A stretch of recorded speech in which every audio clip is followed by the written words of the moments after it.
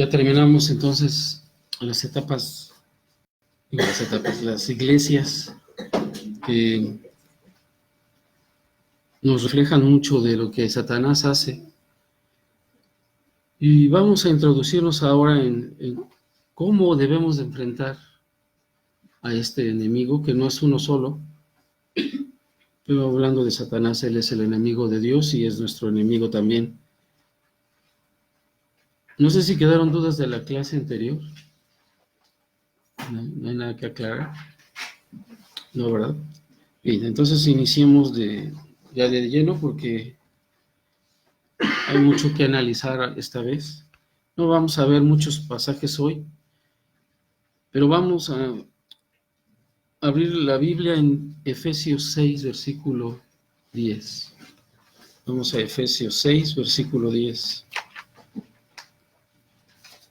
Allí en Efesios 6 vamos a encontrar instrucciones que nos da el Señor a través del apóstol Pablo, que nos van a ayudar a entender cómo vamos a enfrentar a este enemigo. Después de que Pablo ha hecho varios señalamientos, en el versículo 1 hablan de los hijos que obedezcan al Señor. Ya antes habló del matrimonio, también habla a los que son empleados, a los que son patrones.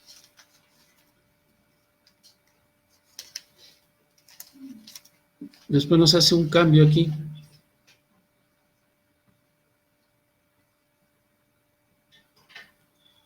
Después de que habla con los amos, en el versículo 10,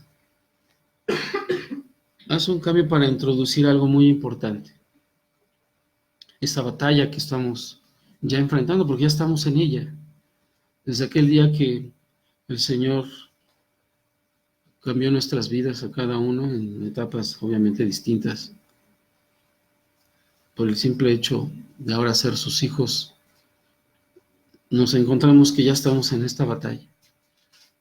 Y eso es lo que Pablo va a hablar, e inicia con este pasaje del verso 6, con esta frase, por lo demás. Esta frase la utiliza mucho el apóstol. Normalmente lo hace para concluir algo importante. Pero tal vez en este caso tiene un sentido más hacia el futuro. Podemos interpretarlo como si fuera un punto de partida, como si dijera de aquí en adelante, porque como les decía, ya estamos en la batalla. Podemos pensar que hay muchas formas en las cuales nosotros podemos enfrentar a este enemigo. Hay quienes enseñan en diversas maneras, no quisiera entrar a eso, gastar el tiempo en eso, pero no se trata ni de conjuros, no se trata tampoco de hacerlo en nuestras fuerzas. Este enemigo no lo podemos enfrentar así. Entonces, por eso Pablo dice, por lo demás, hermanos míos, fortaleceos en el Señor y en el poder de su fuerza. Vamos a analizar esta frase. Aquí vamos a ver que el creyente debe apropiarse del poder divino. El creyente debe apropiarse del poder divino. Aquí el verbo traducido fortaleceos viene de la raíz del verbo dunamis, el cual ya han de conocer, ¿no? ¿Qué significado tiene? De poder, así es. Viene de dinamita también. Y también puede significar fuerza. Estamos hablando aquí del poder de Dios.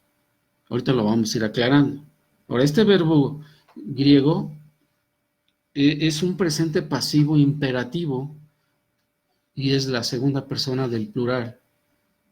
¿Qué indica esto? Bueno, al ser pasivo imperativo, sí sabemos que es una orden al decir que es imperativo, pero también al ser pasivo hace ver que en este caso el creyente, que es el sujeto aquí, debe buscar al Señor. ¿Sí? Entonces indica que siempre, porque es un presente continuo, indica que siempre es el creyente quien debe buscar al Señor. Por eso es pasivo. El sujeto aquí recae en él la acción. No es empujado, no es jalado, sino que aquí el creyente es quien debe buscar. Por eso dice, fortaleceos en el Señor. Entonces debe de buscar en el Señor el fortalecerse, adquirir esta fuerza o este poder. Entonces, podemos parafrasear en otras palabras así: deben ustedes siempre buscar la fuerza en el Señor. Esa sería más o menos. Puede haber otras formas de decirlo, esta sería una.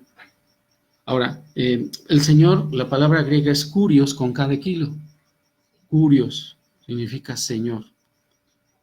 Aquí es un poco ambiguo, porque aquí no nos dice quién es ese Señor, porque se puede referir a Dios o ¿a quién más? A su Hijo Jesucristo. Sin embargo, por el contexto de la carta, es correcto entender que es a Jesucristo. Cuando se refiere aquí al Señor, se está refiriendo a Jesucristo. ¿Cómo lo podemos entender? Bueno, ahí en 2 de Timoteo 2:1, para que lo anoten, yo lo leo. 2 de Timoteo 2:1 dice: tú pues, hijo mío, esfuérzate en la gracia que es en Cristo Jesús. Aquí nos da otra idea, aunque es otra carta, pero esa es la idea que Pablo nos está dando aquí. Esfuérzate en la gracia que es en Cristo Jesús. Lo que establece aquí es que solamente y únicamente debemos ir al Señor Jesucristo.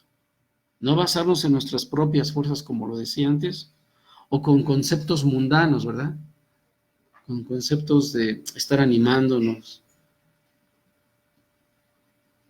Y esto es muy importante entender, porque les decía al principio, ya estamos en batalla y necesitamos la fuerza divina para enfrentar a este enemigo.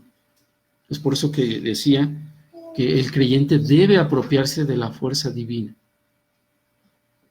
¿Por qué? Porque van a venir muchas pruebas y aflicciones. Y muchas de esas pruebas y esas aflicciones son ataques del enemigo. Otras serán por causa también de nuestro pecado, pero también serán porque Dios está trabajando en nuestras vidas en algo. Y porque Satanás está atacando al pueblo de Dios. Allí también en 1 de Pedro 5:10, escuchen lo que dice Pedro. Vean lo que dice 1 de Pedro 5:10, escuchen, hermanos. Mas el Dios de toda gracia, que nos llamó a su gloria eterna en Jesucristo, dice, después de que hayáis padecido un poco de tiempo, Él mismo os perfeccione, afirme, fortalezca y establezca. Esto tiene un propósito. Aún el ataque de Satanás nos va a llevar a este propósito. Y otras circunstancias que ya mencioné. Pues va a obrar Dios a través de esas luchas que todo creyente o todo cristiano enfrenta para producir un carácter más fuerte, un carácter conforme a la voluntad de Dios. Y podamos abundar mucho en esto, pero no es el tema. Aquí estamos hablando de que el creyente debe apropiarse de esa fuerza divina, y ahorita vamos a ver de qué forma es. Pero esa fuerza está en el Señor Jesucristo. O sea, esa fortaleza que necesitamos para estar en esta batalla solo está en el Señor Jesucristo. ¿De qué estamos hablando de esta fuerza? Bueno, estamos hablando de su palabra, obviamente. Eso es de lo que nosotros nos llenaremos, y así el Espíritu Santo obrará en poder en nosotros. Pues si nada más no sabemos un solo versículo, imagínense, hermanos, cómo nos irá. El Espíritu no va a poder hacer muchas cosas en nosotros. Entonces nos tenemos que llenar de su palabra, y ahí es donde está ese fortaleza, ese poder divino. No que nos vamos a empoderar y poder hacer cosas como otros enseñan. No estamos hablando de eso. Sino estamos hablando de ese fortalecimiento que en realidad es un poder para enfrentar a este enemigo, y ahorita lo vamos a ver. Pastor, ahí podríamos decir entonces que es llenarnos del conocimiento Sí, de la palabra de Dios. de la palabra de Dios, exacto. Va a ir quedando claro conforme vamos a ir avanzando. Ahora, la pregunta sería, ¿cómo es fortalecerse en el Señor? Esa sería la pregunta más obvia. Entonces vamos a ver que también nos tenemos que apropiar de una vestidura que es divina. También. Versículo 11 de este Efesios 6, 11. Continúa diciendo el apóstol, vestíos de toda la armadura de Dios. Vamos a detenernos ahí. Vestíos de toda la armadura de Dios. Esta es la instrucción de varias que Pablo va a ir dando. Vestíos, esta palabra se refiere a ponerse a una vestimenta. Pero en este caso no se refiere a cualquier prenda, como las que traemos y cambiamos diariamente. Bueno, algunos, ¿no? Espero que todos, pero debería ser así. Bien, perdón, fue un mal chiste, pero bueno. Pero en este caso se refiere a una armadura, aquí lo dice el texto, vestidos de toda la armadura, se refiere a una armadura. Y esta armadura se refiere de varias prendas que la componen. O sea, no es una sola pieza, ustedes lo entenderán, sino trae varias piezas. De ahí que dice, ¿por qué decimos que son varias piezas? Porque ¿qué dice ahí? A ver si ustedes pueden ver. Vean el texto, analicen el texto. Vestidos es imperativo, ¿sí? Esa es la instrucción de toda la armadura. Pero, ¿por qué decimos que son varias partes? Y ahí está una palabra.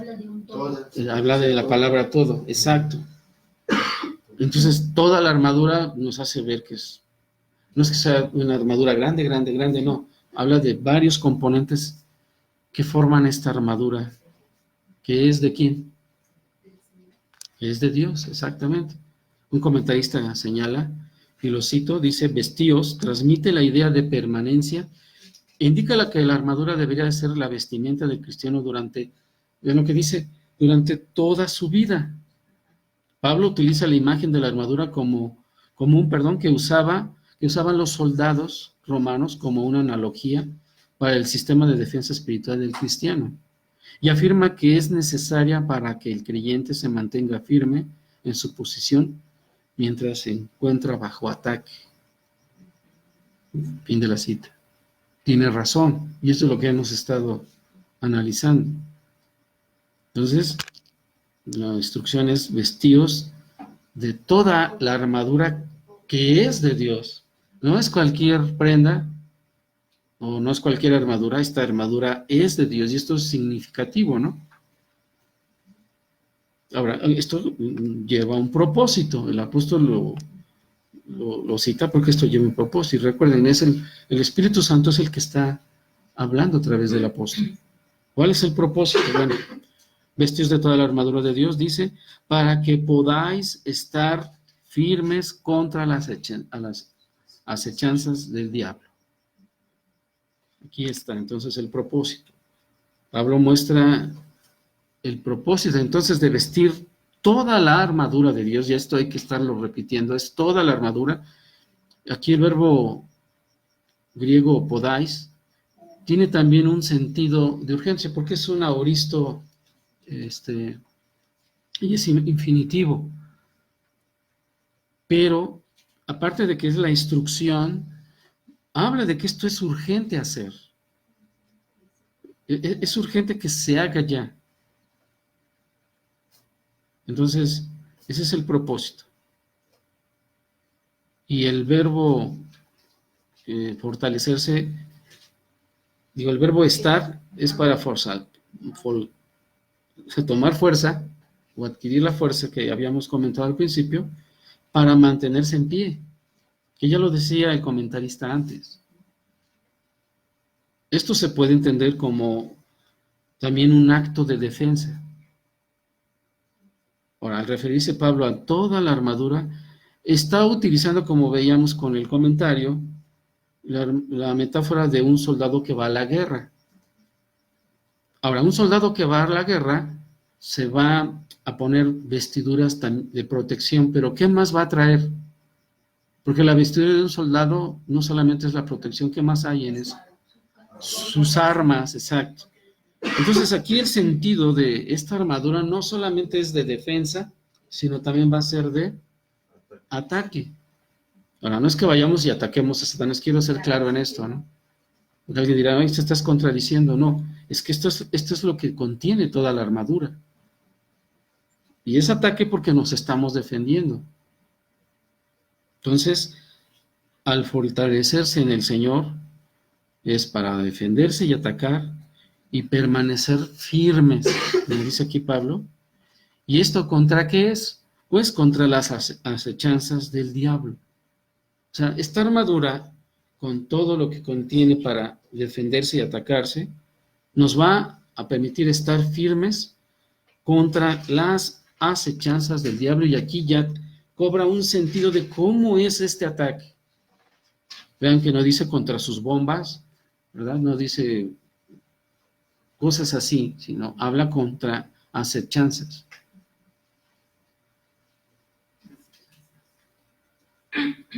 Las acechanzas son todos esos planes que Satanás tiene bien estructurados, simples, como un día lo dijimos hace varias clases.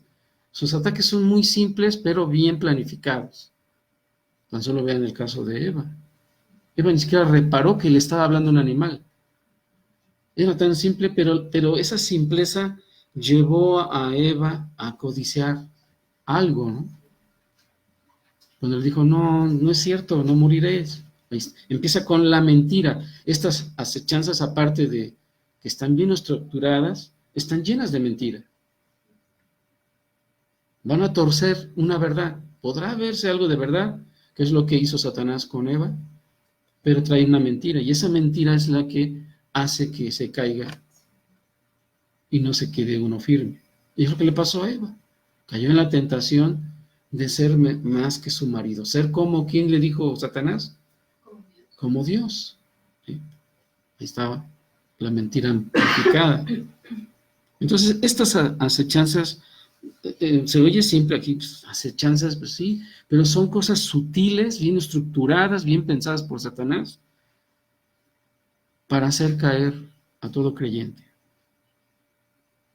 Va a seducir, va a atacar hasta físicamente, va a engañar, vas a tropezar, etcétera, etcétera. Todo eso lo va a hacer por medio de estas acechanzas. O maquinaciones también sería el equivalente.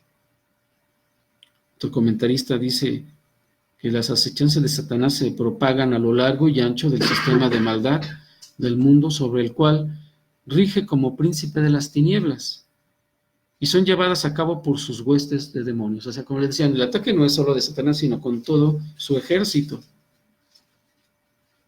Y aquí dice que con la palabra acechanzas se incluye todos los pecados, prácticas inmorales, teología falsa y religión falsa, así como todas las trampas y atractivos del mundo. Fin de la cita. Aquí abarca más allá de lo que yo acabo de decir, porque también está la falsa doctrina, que eso también es el ataque que hace, que es lo que pasó con las iglesias que analizamos en Apocalipsis. En fin, son diversos los ataques. Simplones, porque si los analizan son muy simples, pero sí son fulminantes si alguien se deja seducir. Pues aquí no hay dudas, hermanos. Entonces, ¿podrías repetir, por ejemplo, hablando de las acechanzas que dicen que son prácticas inmorales, falsas doctrinas también? Prácticas inmorales, teología falsa y religión falsa. Y porque son cosas diferentes, ¿eh? Una cosa es la enseñanza que se da y otra cosa es la formación, la religión que se hace alrededor de todo eso o en base a todo eso. Bien, pasamos al versículo 12, Efesios 6:12. Vean lo que dice, porque no tenemos lucha. Vamos a detenernos ahí. Aquí la palabra lucha, esta palabra en el griego solo aparece aquí en esta carta y en este pasaje, en este versículo 12. No aparece en ninguna otra parte del Nuevo Testamento. Y esta tiene un artículo O sea, aparece la palabra, aquí se traduce porque no tenemos lucha, pero en el griego podríamos decir así, porque no tenemos la lucha. Cuando trae el artículo, yo lo había comentado, quiere decir algo de esa palabra. Bueno, está hablando de que es una lucha específica, no es cualquier lucha. No es la lucha por pagar los impuestos o para pagar las deudas, no se refiere a ese tipo de luchas. Este es otro tipo de lucha, es una lucha específica. Ahora, lo que resalta de esta lucha es que aquí esta palabra se refiere a la lucha libre del atletismo. Se refiere a eso. Entonces es extraño. ¿Por qué será extraño, hermanos? Porque venimos diciendo que nos tenemos que apropiar ¿de qué? De la fortaleza en el Señor y de la armadura. ¿Para qué? Para poder estar firmes y enfrentar las acechanzas. ¿Esto qué nos deja ver? Que esto es una ¿qué? Una batalla, ¿no? Es una batalla. Pero aquí utiliza la palabra lucha que esta palabra se usa en el atletismo. Es como si fuera cuerpo a cuerpo, ¿no? A eso voy, muy bien. Sí. Entonces, ¿cuál es lo extraño? Que contextualmente nos está hablando de batalla y luego de repente nos habla de una lucha, de un espectáculo, por ejemplo, ¿no? De dos equipos participando en algo, ¿no? Pero tal vez nadie, miren, lo que voy a decir es, aquí sí debo decirlo, es mi interpretación basado en los textos, pero no necesariamente es verdad. He leído otros comentarios de otras cosas, pero está difícil decir por qué utilizó esta palabra. Creo yo que lo apropiado es que, bueno, los destinatarios de la carta de Efesios, no todos eran soldados, ni todos tal vez hayan enfrentado una batalla. Entonces tal vez Pablo lo que está haciendo aquí, está utilizando esta figura, dejándola en la mente de los destinatarios, y hoy en día de nosotros, de la Iglesia Universal, para que tengamos el concepto de que esto es lo que decía el hermano, esta lucha, en el atletismo, la lucha que le llaman grecorromana, o sea, es una lucha cuerpo a cuerpo. En otras palabras, lo que está dando a entender aquí, que esta lucha no es grupal, no solo va a atacar a la iglesia como lo vimos en Apocalipsis, sino que el ataque también va a ser que en forma individual. Entonces, como que Pablo está aterrizando o dejando ver o dar a entender que es una lucha que va a ser cuerpo a cuerpo. Cuerpo a cuerpo. O sea, nosotros en lo individual, o sea, yo por ejemplo contra el enemigo que es Satanás o sus huestes. Entonces es claro que esta lucha es un combate cuerpo a cuerpo. Y el ataque, vuelve a existir, es individual, por lo que cada creyente, o sea, nosotros debemos tomar en serio esta instrucción del Señor a través de Pablo. Debes tomarse en serio. Porque estoy seguro, hermano, y esto ya es aplicación, que nos ha pasado. Si analizamos, nos ha pasado. Entonces esto nos llama la atención. Como les decía, ya estamos en la batalla. El enemigo nos está atacando a nosotros también.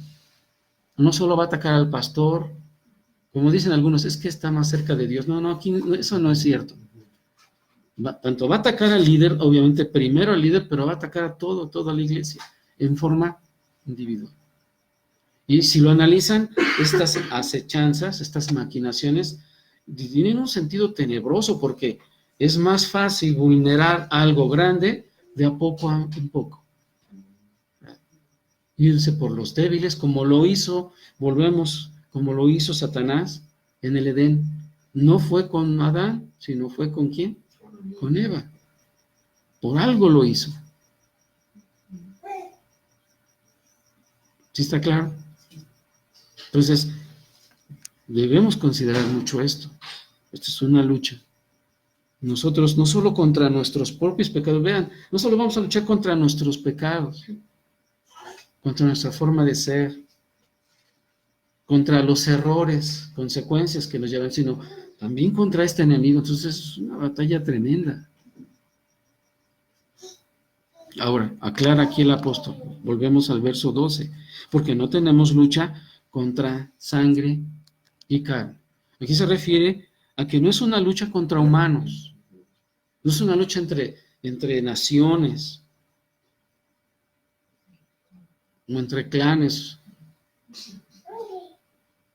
Y como un predicador dijo una vez, hablando de este versículo, subraya con fuerza la naturaleza espiritual de la guerra. Fin de la cita. Vuelvo a decirlo. Al decir que no es lucha contra sangre y carne, subraya con fuerza, o sea, hace firme que esta lucha es de naturaleza, ¿qué? Espiritual. Esta guerra es espiritual.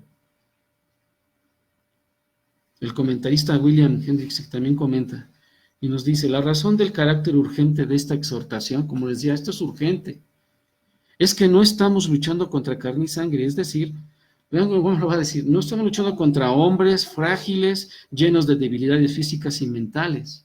Fin de la cita. Porque eso sería fácil, ¿no? El más grande le pega al más chico y qué fácil, ¿no? No, aquí estamos luchando con algo muy grande.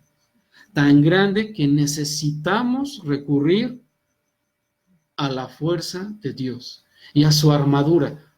Ahora, no es la armadura que él utilizó para la batalla, que nos la esté prestando y él esté ahí sentado viendo cómo nos enfrentamos. No, no. Esto es una armadura para el creyente, para todo creyente, la cual debemos ponerle. Porque vean lo que dice.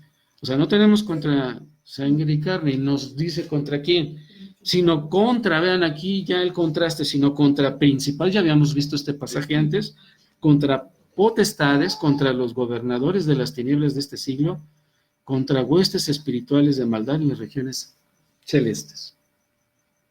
Vean, esto es como el organigrama ya de cómo está estructurado este enemigo. Y no es cualquiera. Nosotros en nuestra condición humana no podríamos luchar contra ellos. Ahora ellos no nos están lanzando en realidad bombas físicamente. El ataque no es así, ya lo estamos viendo. Son maquinaciones, son acechanzas contra nosotros. Son tentaciones que llegan a nosotros. Sutil, simple, pero efectivo para el enemigo. Entonces, aquí vemos, hay niveles y ataca a todos los niveles del mundo y lo ha conquistado. Por eso Satanás es el príncipe de este mundo. Pero aquí estamos, nosotros. Cuando dice también de maldad en las regiones celestes, no quiere decir que estas huestes espirituales o todo este ejército de Satanás está en todo el universo, no, está en la tierra, en el cielo, abarca toda la tierra. Porque aquí fueron lanzados por Dios. Están aquí. Y como una vez lo citaba, ellos no duermen, no necesitan de comida, son muy distintos a nosotros. Entonces es un enemigo que está constantemente buscando cómo atacar. Como dijo Pedro, que Satanás anda como ¿qué? Buscando a quién devorar. Entonces esto ya, conforme vamos avanzando, vamos viendo que tiene niveles inimaginables, porque esto es espiritual y no lo entiende. Obviamente no lo entiende el hombre natural, pero también no lo han entendido aquellos que enseñan cosas tan torcidas como pisotear a Satanás, lanzarle un conjuro, reclamar territorios, en fin, tantas cosas. Así no es como lo vamos a enfrentar. Son seres. Ahora, ya vimos antes que Satanás es el instrumento de Dios, pero Dios en su potestad también lo puede dejar que haga cosas para que también nosotros seamos ejercitados. Y esto lo vamos a ver más adelante. Continuamos en el versículo 13 ahora. Por tanto, vean, este por tanto es importante, porque están diciendo, bueno, con todo esto que acabo de decir, después de toda esta explicación de que debemos que tomar la fuerza en el Señor, la fuerza divina, vestirnos con toda la armadura que Él nos ha proporcionado y con el propósito de mantenernos firmes contra esas asechanzas. Dice, con todo eso, vuelve a decirnos, tomad toda la armadura de Dios. Esta frase está cargada de urgencia, por eso insiste en ella. Pablo aquí está señalando por lo que ha dicho anteriormente, que es indispensable, es urgente, es necesario. Es lo único que podemos hacer, que es tomar toda esa armadura de Dios. Porque conforme al verso anterior, el enfrentamiento con estos enemigos espirituales requiere de las armas espirituales divinas que son poderosas porque son de Dios. Y aquí es donde muchos han torcido esto. Pero vean, sí les voy a pedir que vayan a este libro, 2 de Corintios 10. 2 de Corintios 10 y vamos a leer del versículo 3 al 5. 2 de Corintios 10, versículos 3 al 5. Vamos a leer. 2 de Corintios 10, 3 al 5. Vean lo que dice. Pues aunque andamos en la carne, no militamos, ¿qué? Según la carne. Ahí está claro, o sea, no vamos a hacerlo en nuestras fuerzas, en nuestras ideas, o tomar las ideas del mundo. ¿Eh? Vean, versículo 4. Porque las armas de nuestra milicia, esto ya reafirma que sí hay defensa y ataque, ¿sí? Porque dice, las armas de nuestra milicia no son carnales, sino poderosas en Dios para la destrucción de fortalezas. Versículo 5. Derribando argumentos y toda altivez que se levanta contra el conocimiento de Dios. Si pueden analizar aquí rápidamente, estos argumentos son todas esas acechanzas, esas mentiras, esas falsas doctrinas que Satanás ha desplegado en el mundo. Y toda altivez que se levanta contra el conocimiento de Dios. Todo ese rechazo, tanto de los científicos, de los no creyentes y de esos falsos maestros, contra eso dice, es esta lucha. Y estas armas sirven para atacar eso. Y dice, y llevando cautivo todo pensamiento, ¿a qué? A la obediencia a Cristo. Aquí está, más claro, ¿no? Misma idea, amplificada. Entonces, por tanto, es importante. Y vuelve a insistir la urgencia de tomar esa armadura, la armadura de Dios. Hasta aquí ahorita bueno, que nos habla mucho de la armadura y cómo es eso. Sí lo vamos a ver, obviamente, hoy no. Pero aquí estamos viendo la importancia de tomar la armadura, la urgencia, la necesidad de hacerlo porque ya estamos en la batalla. Y algunos tal vez muy en el suelo, otros tal vez nos estamos medio levantando, en fin, cada uno sabe su situación, pero es necesario que ya tomemos la armadura si no lo hemos hecho. Entonces dice, por tanto, tomad toda la armadura de Dios para que podáis resistir el día malo. Vean otra vez la frase, podáis resistir, poder estar firme. Aquí hay varias interpretaciones sobre el día malo. He visto 3. El escatológico, que se refiere al día del Señor. Otra es que es una temporada intensa de maldad. O sea, va a haber un momento intenso. Podría ser. Y otra que es el constante ataque, que no necesariamente es a cada instante, pero que está ahí presente. Porque Satanás nada más está buscando la oportunidad para atacar, pero ahí está, como le decía, no duerme, no come, no necesita de nada, Él está siempre listo. Entonces, el día malo pudiera ser estas tres cosas, pero conforme al contexto, como nos muestra esa urgencia de tomar toda la armadura, lo que está hablando es de estar simplemente preparados para cada ataque. Eso es lo que está diciendo. Que será ese día que ataque Satanás, será un día malo, pero no el único. Sí, o sea, es el día malo. Tal vez hoy venga una tentación fuerte y esa tentación nos va a llevar en momentos difíciles en nuestra vida. Y será un día malo, pero necesitamos estar con esta armadura para enfrentarlo. Pero no necesariamente será el único día. Porque vean lo que dice aquí Efesios 5. Aquí en Efesios 5, regresemos un poco atrás, en el 5:15.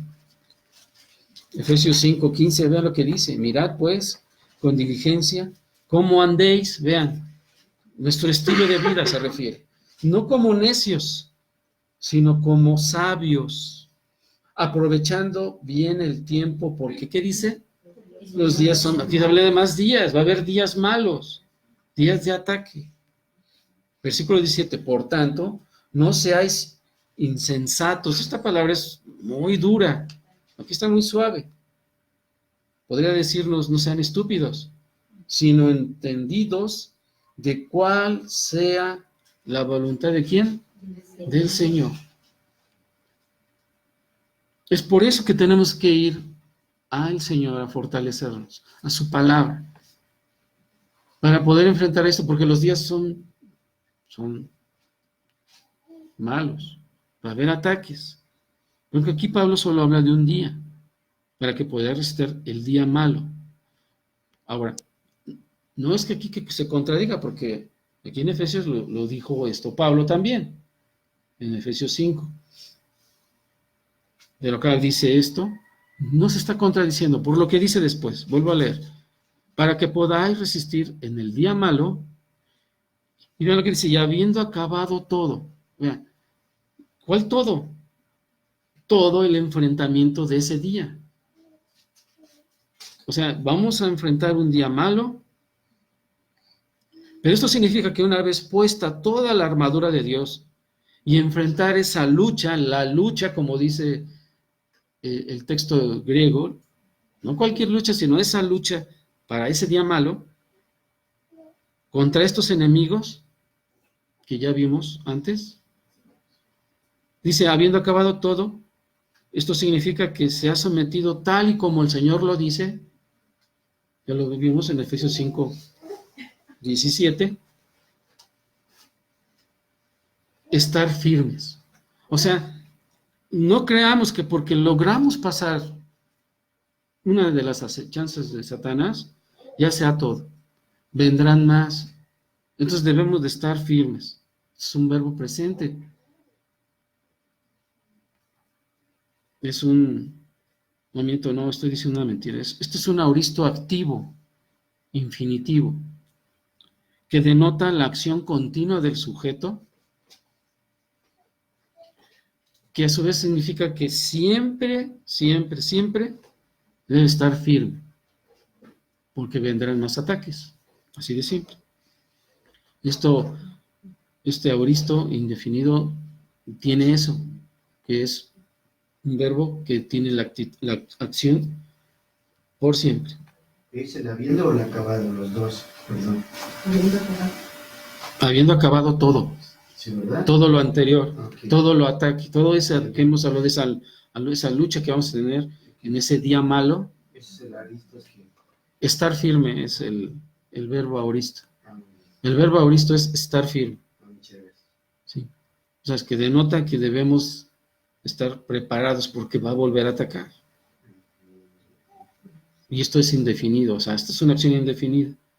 Siempre, siempre debemos estar ¿con qué? Con la armadura de Dios. Porque pareciera que a veces nos la quitamos, si es que la traemos. Y si no, pues es que nunca se ha puesto la armadura a nadie. Sí, y por eso es... es como si fuera un soldado, ¿no? Lo atacan, entonces, ok, ya ataqué, pero tengo que estar firme, ¿no? Por Sí. el siguiente ataque, ¿no? Es lo que está diciendo. Sí, está lleno de balas, está Ajá. todo, pero no tiene el rifle. Ajá. O sea, Sí, ¿cómo, sí, sí. Ujú. cómo va a contraatacar? Ok. Tal vez esté camufleado, pero lo descubren, lo atacan y no tiene con qué disparar. Digo, es un ejemplo Sí, sí. de no tener completa la armadura de Dios, Ni estar firme. ni estar firme. Hermanos, esto es serio, muy, muy, muy serio, porque no podemos decir que esto no está pasando en la vida diaria de cada uno. Sí ha habido ataques y tal vez no nos hemos dado cuenta por qué estamos en ciertas aflicciones, pero analizando veremos que es que no estamos firmes con la armadura puesta.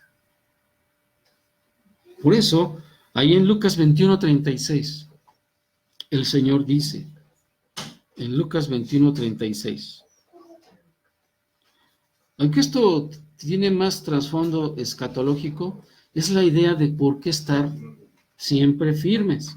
Eso es lo que vamos a resaltar aquí con la idea del versículo 36 del capítulo 21 de Lucas. El Señor dice, velad, velad pues en todo tiempo, vean, orando, que seáis tenidos por dignos de escapar de todas estas cosas que vendrán y de estar en pie, vean aquí está aquí en pie, delante del Hijo del Hombre. Es estar firme, estar velando, orando. Ya iremos viendo cómo se compone esta armadura y qué significa. Pero eso es lo que aquí nos está diciendo aquí el Señor en Lucas 21:36. Pero vean, también en Colosenses 4:12, anótenla, yo la leo, quienes no la busquen. Colosenses 4:12. Dice, os saluda Epafras, el cual es uno de vosotros, siervo de Cristo. Y vean lo que va a decir después. Siempre rogando encarecidamente por vosotros en sus oraciones, para que estéis firmes, perfectos y completos en todo lo que Dios quiere. Dice que en todo. Entonces siempre está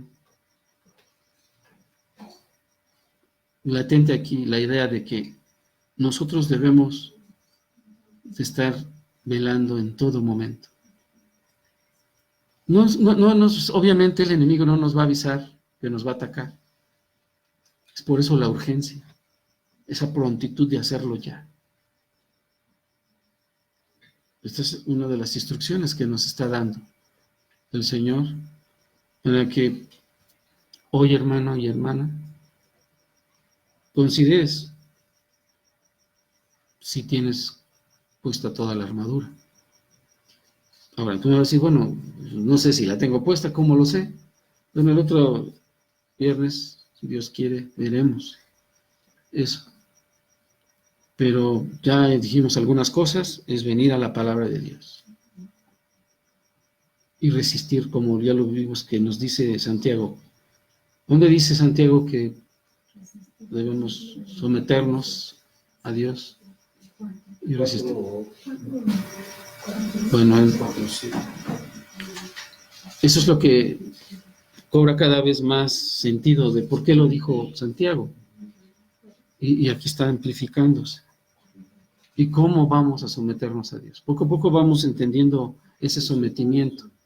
Porque podríamos pensar, bueno, yo estoy tranquilo. Mi vida, sí, he tenido algunas cosillas, pero pues ahí la llevo. Bueno, si alguien se siente que está tranquilo, entonces está en un peligro o ya está vencido. Porque si no lo ataca Satanás, pues algo está pasando ahí. Es como cuando Pablo en Romanos explica de cómo lucha el cristiano con el pecado. Ya lo dijimos una vez. Solamente los creyentes genuinos luchan con el pecado. Porque saben que eso estorba en su vida espiritual. Pero aquel que no está haciendo nada y que se siente tranquilo, es que el pecado lo ha vencido. Bueno, esto mismo es aquí.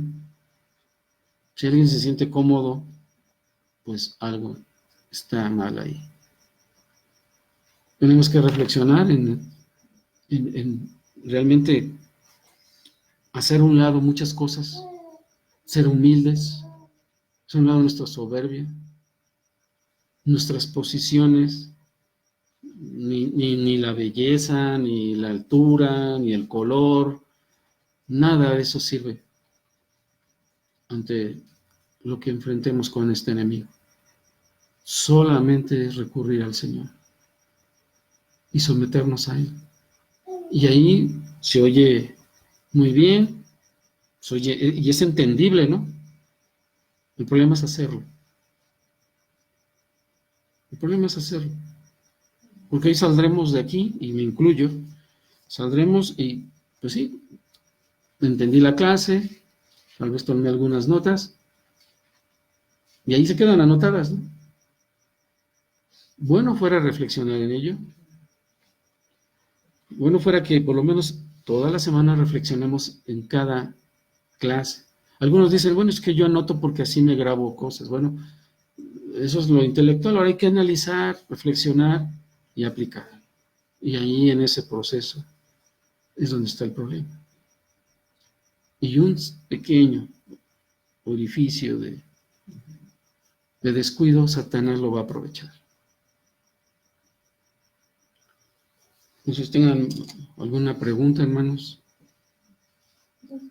Sí. Donde dice en el verso 12, que dice que en las regiones celestes, dice que tenemos lucha que no tenemos lucha contra sangre y carne, sino contra principados, potestades, gobernadores de las tinieblas, contra los espirituales de maldad en las regiones celestes. ¿Cómo debo entender eso? Bueno, lo comentaba yo que las regiones celestes, estos enemigos están en el aire. Yo decía, no están en todo el universo, están aquí inmersos alrededor de la tierra en el aire. Ellos no necesitan realmente de habitaciones, como comentaba, no necesitan dormir, no necesitan comer. Pero sí pueden estar. Ellos están en todas partes, sí. En el ambiente. Ajá. Sí, exacto. Pero ya en unas clases antes habíamos comentado que eran millares de millares los ángeles que creó Dios. Los que creó Dios son todos, tanto los malos, los ángeles caídos, como los ángeles que están en el cielo. Todo ese número que Él creó son los que hasta hoy siguen. Los caídos están fuera del cielo, obviamente, pero no se multiplican porque el Señor lo dijo ahí en Mateo, ahorita no recuerdo el capítulo, que los ángeles no se casan, o sea, no nacen ángeles como los humanos lo hacemos, nos reproducimos. Ellos sí, pero dicen que ¿cuántas partes de todos esos millares de ángeles cayeron? Y son muchos. Yo no sé si sobrepase la población del mundo, eso la verdad no lo sé, pero son muchos. Y como lo decíamos, este es un ataque de cuerpo a cuerpo. Podrán venir 1 o 2, no lo sé.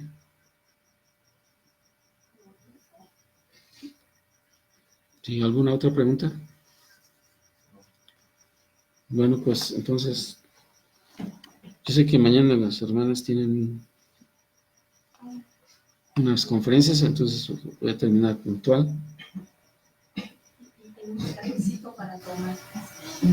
Y con esto damos por terminada entonces ya nuestra transmisión y la